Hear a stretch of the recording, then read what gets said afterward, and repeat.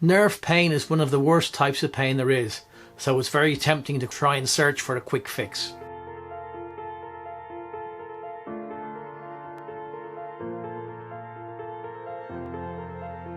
Hi, I'm David Fitzgerald, practicing physiotherapist for 30 years, specialising in spinal rehabilitation. There are some danger signs you need to be aware of in an acute sciatic presentation, and today I want to go through some of those with you so that you're aware of when emergency measures are required. Now, when there's severe pressure on the nerve, there can be some other factors apart from pain which can be real indicators that the nerve is potentially under very serious threat and may not recover.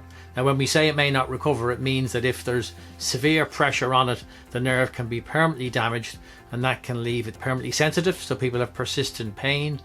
They can have loss of power or paralysis from the muscles that the nerve supplies, and so it's basically like cutting or standing on a cable and you lose power. So severe loss of power in the limb is a real surgical emergency, so it's not something to play around with. There are other so-called what we call red flag signs, and these are signs of interference with the bladder or bowel pattern, and these indicate that certain nerves in the spine are under pressure. These are nerves that don't have a thick protective covering, so they're a bit more sensitive and more vulnerable to compression than other parts of the nerve which supply the muscles and the joints. So that's an important one to look out for. They're called spinal cord or corda equina signs, and it's a red flag sign. So if people have interference with that, it's very important that they get an immediate scan and a surgical opinion. If there are symptoms in both legs, that again is considered very important, because it means that there is bulging, either compressing on the spinal cord or bulging on both sides, putting pressure on both nerves, and that's again usually a bad situation. Numbness in what's called the saddle area, so the area in at the base of the groin, underneath the genital area. So if there's numbness in that area, it indicates that the particular nerve in that region is under pressure, and that again is a surgical emergency.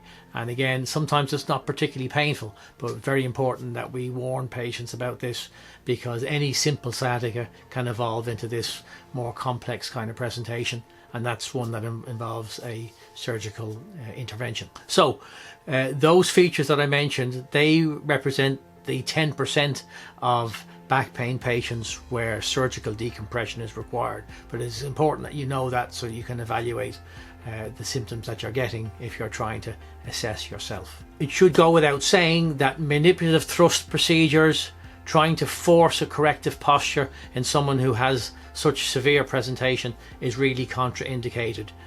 We've said in other videos on this channel that you can't just put the disc back in. It's like trying to put toothpaste back in the tube, so it's not really a practical option. And when there's such significant structural compression on the nerve, those kind of cases do need surgical decompression. However, for the other 90% of cases, it's trying to make some judgment as where symptoms are reducing. Can we do things to try and speed up the recovery? Is the recovery going along an expected kind of recovery pathway? So as the signs of swelling around the disc and swelling around the nerve diminish, people's pain levels should reduce, and they should have a corresponding increase in their ability to do things. So from a clinician's point of view, we're looking to see do these characteristics present themselves, and do people improve steadily on a day-to-day basis. They may also need anti-inflammatories in the system as well. You need to be careful of avoiding provoking activities. Usually in an acute sciatic situation, sustained sitting is very troublesome, because the sustained position squashes or compresses the disc, and that increases the pressure on the nerve.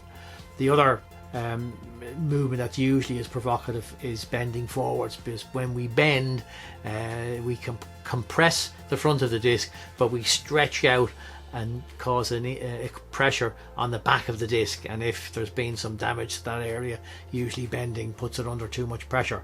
So if you're trying to assess your own severity of sciatica, they will be the important red flags to be aware of. And they're important because sometimes they're not always associated with severe pain. And people will often say to us, and we've heard this many times in the clinic, that at least the severe sciatic pain down my leg is getting less, but they're beginning to lose power or lose sensation in the saddle area, and that is what we call a red flag sign, and as clinicians we have to respond to that.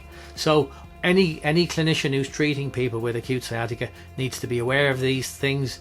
You need to be aware of these things too, because if you're trying to self-manage, it can be a very dangerous situation to leave those symptoms to last for more than a few days, because they generally need a surgical decompression. So it is important, because we do see probably a few cases every year where someone presents with acute nerve root compression, which is essentially a medical emergency and requires to be managed that way. So not a particularly happy story, but some information I think that was important to share with you. And if you enjoyed the video, please feel free to give us a thumbs up on the channel, and do subscribe. We produce weekly videos and health tips which I think you'll find helpful. I'll see you again on another video. Bye for now.